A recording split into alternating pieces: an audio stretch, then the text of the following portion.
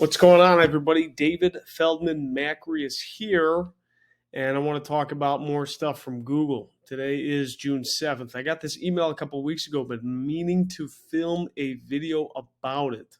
But it's pretty technical regarding Google Ads and gives me Facebook 2021 iOS 14 references, right? So what does it say? This email came from Google Ads. For those of you who study Google Ads and run Google Ads, you probably have seen this. It's called gBraid. At least I call that. gBraid parameter will be enabled for your URLs to measure your iOS 14.5 plus conversions.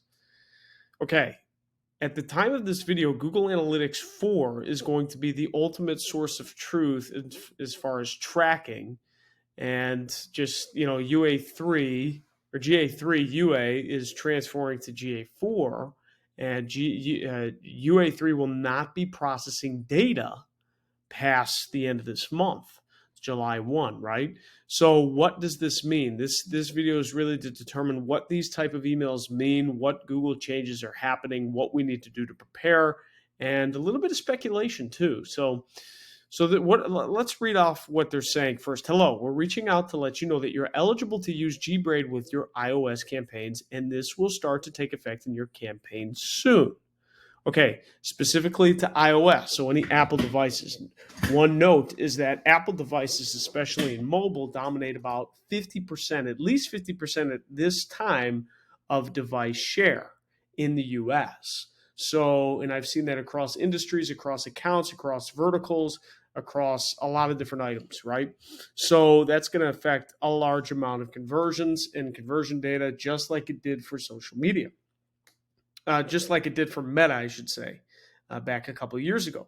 So gBraid is a URL parameter that helps you measure the results of your search, shopping, display, and performance max deep link ads on iOS.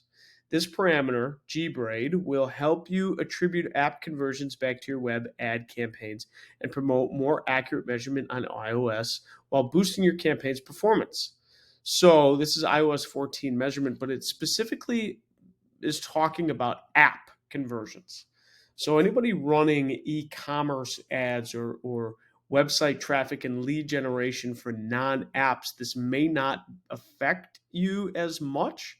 However, when I read more in the article, it sort of does. So let's keep going. So what's changing? At the end of June 2023, just like we talked about, your Google Ads account will have access to gBraid. However, there may be additional actions required to start using gBraid in your campaigns. We recommend you prepare for this change by referring to our Help Center article. So we're going to open that bad boy up.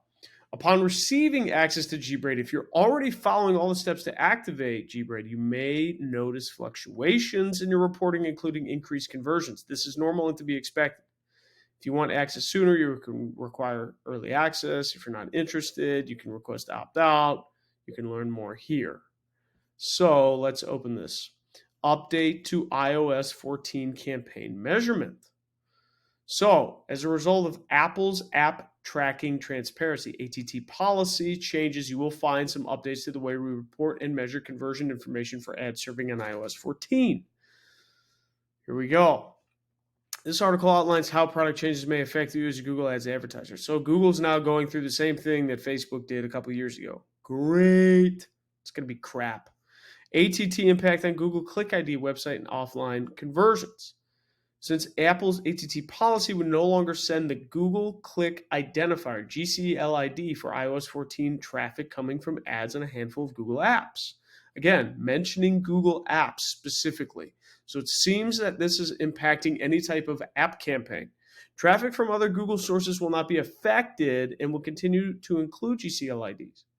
So that's pretty much saying, okay, if we're not utilizing app advertisement, we're not really affected, which is okay. So how will it affect me? Since Google iOS apps currently use information such as Apple IDFA that will require Apple ATT policies, Google will no longer use that information, therefore will not show the prompt in those apps. So, okay, this really, like the GCL ID has been around for a while, and it's pretty useful as far as tracking.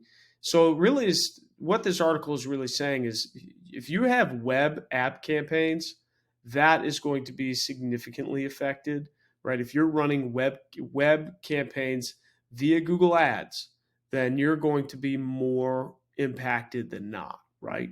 So any other traffic, e-commerce, lead generation that aren't directing towards apps specifically is not, and that makes sense too because Apple is. Let's talk about Apple as the real estate, right?